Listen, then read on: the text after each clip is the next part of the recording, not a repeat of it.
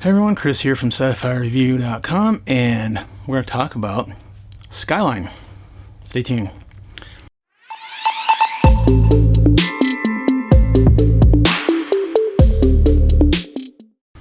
So, this Thursday, in addition to Snyder Cut Justice League, we've got the final installment in the Skyline Trilogy, Skylines, plural with the little 3 for the E. It's already been out on disc since December. I haven't seen it. I don't like picking up discs unless they're actually something archive worthy. This isn't it. So I'm waiting until Thursday to watch this final installment. But I figured, hey, I need to go watch the first two. This one, Skyline, singular, no 3, is on HBO Max right now. I don't know. It's not a bad movie. I mean, it's average, and my rating will reflect that. But let's get right to it. So you've got Elaine and Jared, played by Scotty Thompson from NCIS, and Eric Balfour, who you might remember from Haven. They get invited out to the coast, come out to the coast, have a few laughs, you know, that kind of shit, from his old friend Terry. You got Terry's girlfriend Candace and his other girlfriend Denise. They hang out in his apartment at this big party. His friend Ray wakes up at like 4:30 in the morning. There's this big blue light outside. You see all these blue spheres of whatever falling from the sky and landing. Ray, who's the requisite dipshit of the bunch, opens the window, looks at it, his face turns all black, and he's just and then disappears. You know, this thing took him. Denise is freaking out, and here starts our story. Now this has already been like a half an hour in this movie. We had to deal with half an hour reunion with Terry and this party, and the building manager Oliver, who's played by David Zayas, Angel from Dexter. Too much character development up front. We could have just got right into the story. It would have been a lot better. But yeah, we spent too much time doing that. Finally, we get caught up. This alien invasion. We spend the rest of the movie basically with this group of people. Okay, this is alien invasion / monster movies. There's 3 things that happen in this movie a lot. There's running, there's screaming, and there's hiding. There's some combination of those 3 things always happen. Running, screaming, hiding. In a monster movie or an alien invasion movie, and this is basically what we do now for the rest of the movie, is them running, hiding, and screaming. They try to flee from the parking garage. Terry gets squashed in his Ferrari. No, actually Terry's Ferrari gets squashed with Denise in it, but he conveniently gets ejected, only to be eaten by one of these things. Oh crap. They all run back upstairs to the apartment. Oh God, what are we going to do? They sit there and observe. They watch through this telescope as a bunch of Air Force drones come along, try to nuke this thing. Tactical nuke brings it down, but it just picks itself back up and rebuilds. Now you just pissed them off, guys. So these alien things start going building to building, room to room. I think it was Marines or something show up. They look like Pavehawks showed up.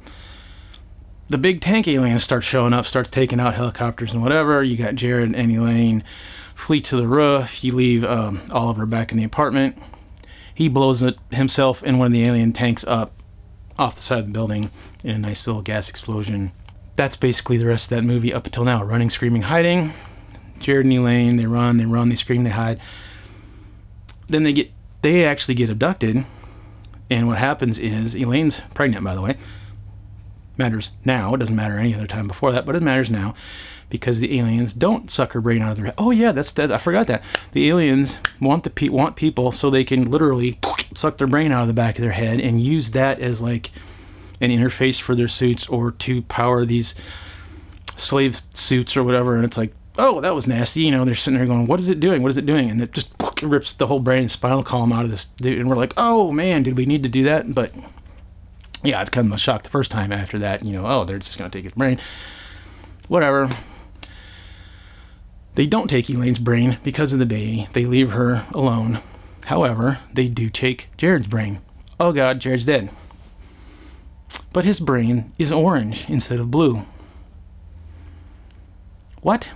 I guess the few times that he looked into this light and got all, whatever, it gave him some sort of immunity to the enslavement, whatever, that they stick his brain in one of these drone bodies, and instead of all the lights turning blue, the lights turn orange, and hey, guess what? It's Jared in a new alien body. Oh, cool. And he protects Elaine. The end.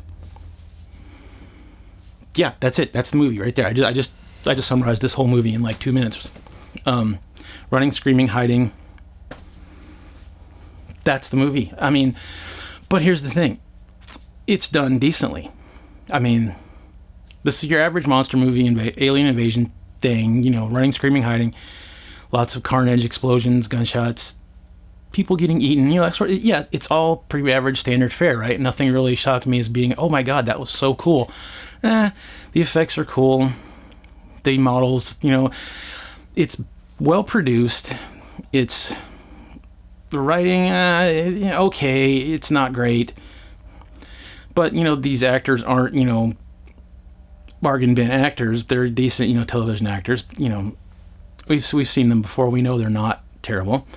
The production overall is good. You know, the sets aren't garbage. You know, there's a factor, you know, you get where the production, you don't notice it. That means it's good. So if you notice it, that means there's something wrong with it. That you go, what the hell is that ugly thing? You know, why is it like that? If you notice the production, it's crap. You really don't notice it, which makes it good. I don't know what else to say about this. This was done 2010. And the next movie, which will be my next video, I'm going to film it directly after this, came out in 2017. So there's a 7-year gap between these two movies. I don't know that they actually intended to have more. The ending of this leads me to believe that they did. I don't know. This one I'm giving a 2.5 out of 5. It's average. I think it would have been a lot better if they'd have got to the action sooner and then made the whole movie a lot shorter. I don't know. It seemed like the first part of the movie we're just sitting there going, all right guys, let's move it along. Let's, you know, we're okay, this is all great. Character development, blah, but we don't need this so much. I don't know. 2.5. Skyline. Thanks for watching.